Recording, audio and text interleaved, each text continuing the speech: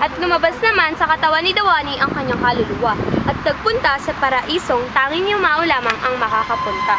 Kay gandang lugar, kay tahimik at kay sarap tirhan. Ngunit hindi ko kapiling ang aking pamilya. Pero alam kong magkakasama muli kami. Handa akong maghintay. Habang pinagmamasdan ni Dewani ang paraiso, may napansin siyang lumuluha.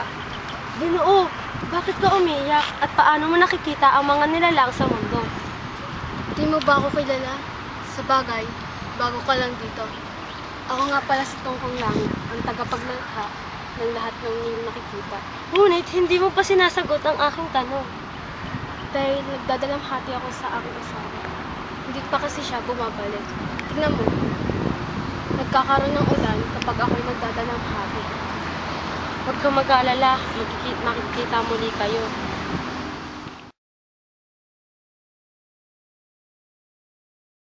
Sa isang magulong lugar, nagpunta si Magayon.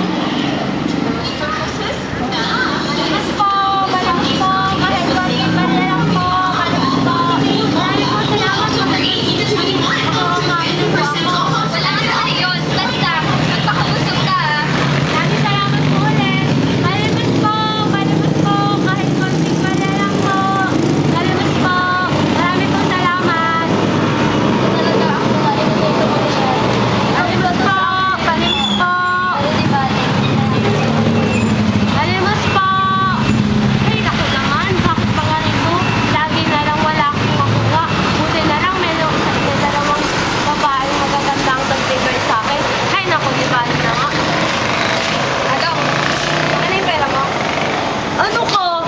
Pinaghirapan ko to? Baka pumapalag-palag ka na? Oh, hindi na nga, ibibigay ko na. Oh, ito na. Galit ka? Hindi. Lagi na lang ganito. Lagi na lang niya kinukuha.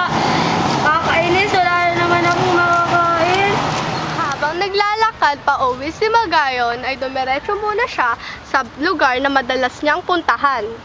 Ngunit hindi niya aakalaing sumusunod pala ang kanyang manliligaw na si Ulap.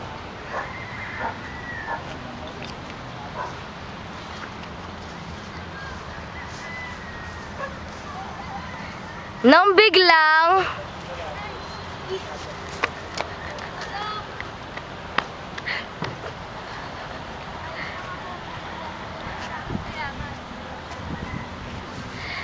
at bumalik na sila sa lugar kung saan nakatira si Magayon.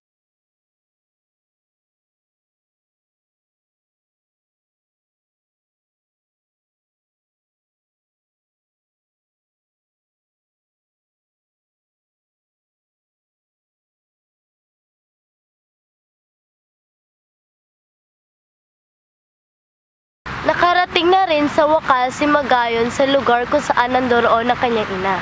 Asa na kaya ang aking ina? Galak na akong makita sila.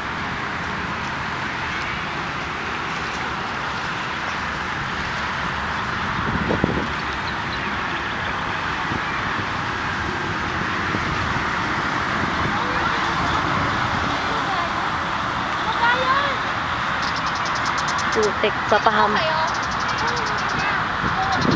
Kayo po ba yan, ina? Oo, tama ka. Alam kong nangyayari sa inyo. Dahil nakikita ko kayo dyan sa mundo. Ganun po ba? Kami pong dalawa ni Ulap ay namatay na. At sa wakas, nakarating na rin sa paraiso si Ulap kung saan naroroon ang kanyang minamahal na si Magayon. Sa wakas, nandito na rin ako sa paraiso. Ganda pala dito. Saan kaya si Magayon? Magayon?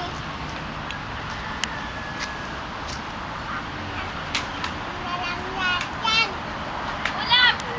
Magayon!